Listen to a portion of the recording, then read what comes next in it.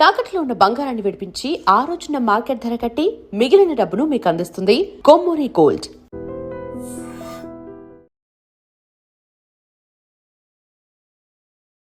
Pakistan super league, Indian premier league కు మధ్య చాలా తేడా ఉంటుంది.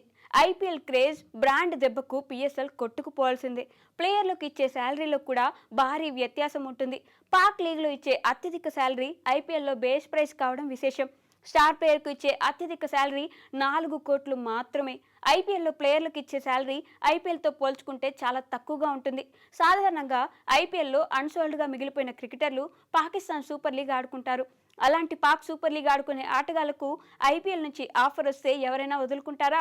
శ్రీలంక టీ20 కెప్టెన్ సెనక కూడా పాకిస్తాన్ సూపర్ లీగ్ కు నిర్దాక్షిణ్యంగా గుడ్ బై చెప్పి ఐపీఎల్లోకి అడుగుపెట్టాడు.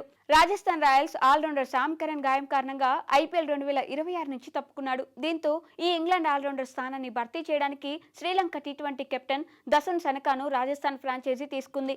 సెనక రాజస్థాన్ జట్టులో చేరాడని ఆ జట్టు ఫ్రాంచైజీ ఇప్పటికే అధికారికంగా ప్రకటించింది. అయితే ఇప్పుడు అసలు విషయం ఏంటంటే 2 కోట్ల రూపాయలతో ఐపీఎల్లో చేరిన ఈ లంక ఆల్రౌండర్ కు ఈ మెగా లీగ్ లో చేరడంతో జాక్పాట్ లభించిందనే చెప్పుకోవాలి.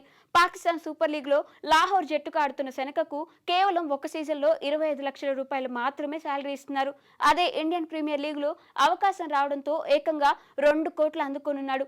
25 లక్షలకు 2 కోట్లకు 8 రెట్లు తేడా ఉండడం గమనించాల్సిన విషయం.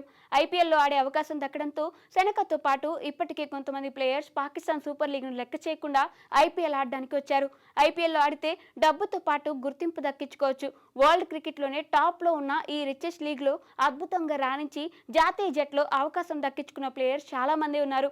ఎన్ని అడ్వాంటేజ్లు ఉన్న కారణంగానే సెనక పాకిస్తాన్ సూపర్ లీగ్ కు బై బై చెప్పినట్టు తెలుస్తుంది. సెనక కంటే ముందుగా Zimbabwe star fast bowler Blessing Muzarabani కూడా పిఎస్ఎల్ వదులుకొని ఐపీఎల్లో చేరాడు. పిఎస్ఎల్లో ఈ జింబాబ్వే పేసర్ కు 36 లక్షల శాలరీ లభిస్తుంది.